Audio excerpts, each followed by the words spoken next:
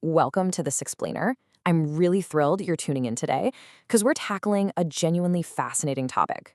We're decoding adult ADHD. But, we're moving way beyond those standard childhood stereotypes you're probably already familiar with. So we're not just talking about the kid who can't sit still in a classroom. We're unlocking how this deeply unique brain wiring operates well into adulthood. The goal today? To really understand the core engine that's driving this wandering mind so we can finally see it clearly for what it actually is. Right off the bat, let's look at a number that might actually surprise you. 1 in 20. That means roughly 4 to 5% of adults have ADHD. So to put that into perspective, if you work in a standard office of, say, 20 people, at least one person in that room is very likely navigating these exact hidden challenges every single day. And honestly, if you count for the gray zone cases, that number is probably even higher. Because many cases are mild, adults with ADHD are literally everywhere. They're ordinary people just living their lives, but often carrying this quiet, unseen burden. So here's our quick roadmap for today. First, the truth of adult ADHD. 2, mind wandering. 3, daily life and time. 4, emotions and communication. And finally, number 5, accepting uniqueness. Let's just dive right in. Section 1, the truth of adult ADHD, beyond childhood. Probably the biggest misconception out there about ADHD is that you just outgrow it.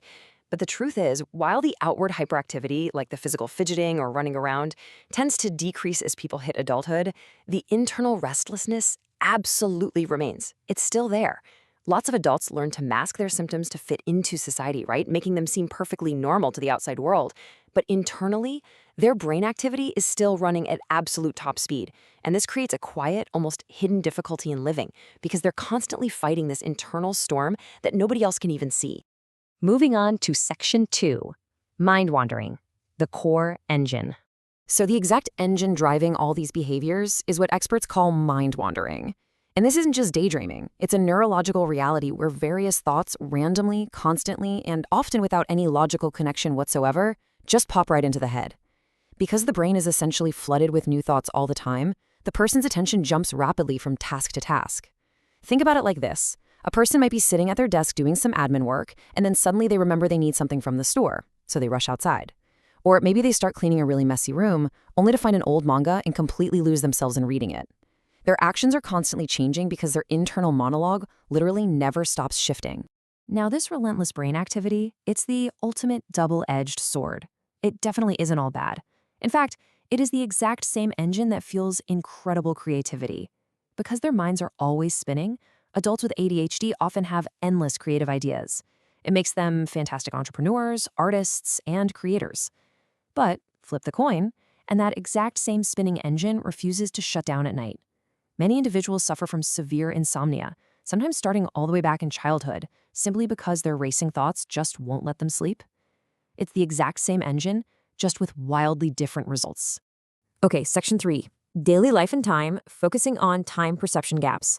Let's trace a disastrous, yet incredibly common morning routine.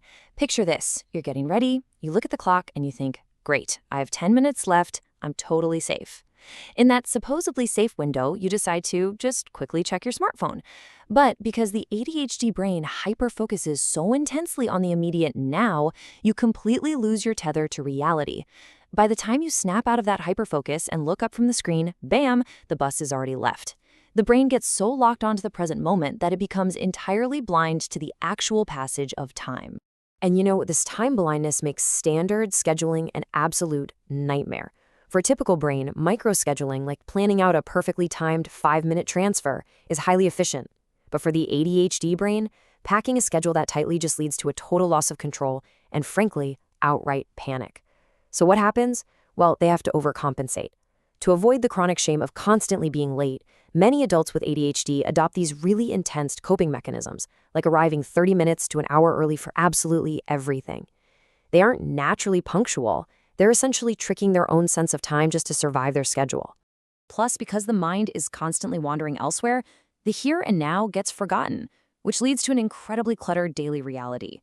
We are talking about chronic daily mistakes here, things like leaving wallets and keys at home, forgetting if a pill was taken and accidentally double-dosing medication, or thinking, oh, I need to reply to this message, and then suddenly realizing days have passed.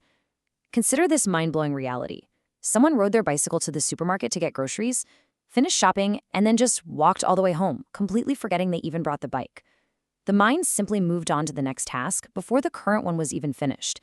Which actually brings us to a major point of validation. If you have a messy desk, a chaotic bag, or a cluttered room, this realization is specifically for you. Messy spaces are not a sign of moral failure. They're not laziness. It is a direct, logical, and structural result of a brain that just works a certain way. When someone with ADHD finishes using an object, their mind wandering has already triggered a new, urgent thought. So the brain literally skips the put it away step because it's already moved on to the next fascinating thing. It's a mechanical process of the brain, guys, absolutely not a flaw in character. Let's look at Section 4, Emotions and Communication, specifically communication struggles. Once again, we're seeing this fascinating double-edged sword, this time when it comes to communication. Because the brain is generating thoughts at a mile a minute, individuals with ADHD can be incredibly captivating. They bring these highly unique, out-of-the-box topics to the table, making them highly entertaining conversationalists with really gentle, imaginative ideas. But that exact same speed causes friction. Thoughts arrive so fast that they often speak without thinking. They might blurt things out, interrupt people, or just accidentally veer completely off topic. It can cause misunderstandings or hurt feelings for sure, but it all stems from that exact same incredibly active mind. This speed also heavily fuels impulsivity, which we can actually break down step by step right here. Step 1, you rationally think, I really need to diet for my long-term health. Step 2, you see a delicious cake right in front of you. Step 3, you eat the cake. So why does this happen? Outsiders might just call it a weak will, but neurologically speaking, this is a brain structure issue. The ADHD brain is literally wired to prioritize immediate, short-term pleasure right now over abstract, long-term risks way off in the future. The feeling of the current moment just easily hijacks their better judgment. And this intense reactivity, it absolutely applies to emotions too. A person with ADHD might experience intense irritation over just a minor word, or panic completely when a really small thing goes wrong, or they might fall into a depression and find an absolute inability to switch gears and pull themselves out of it. To the outside world, this just looks like someone being moody or emotionally unstable, but in reality, it's the ADHD brain struggling with emotional regulation and hyperreactivity. It's like the emotional volume dial is simply turned all the way up. Finally, Section 5, Accepting Uniqueness and Embracing the Brain. So the absolutely crucial point here is summarized perfectly by this quote. There is no need to blame yourself for what you cannot do. Let's open up to the fact that it is a characteristic of the brain. Society so often calls this a disorder, simply because it demands that you fix these traits to fit neatly into a standard mold. But if you have ADHD, the inability to neatly file away your thoughts or keep a rigid schedule isn't a failure at all. It is quite simply how your neurological identity operates.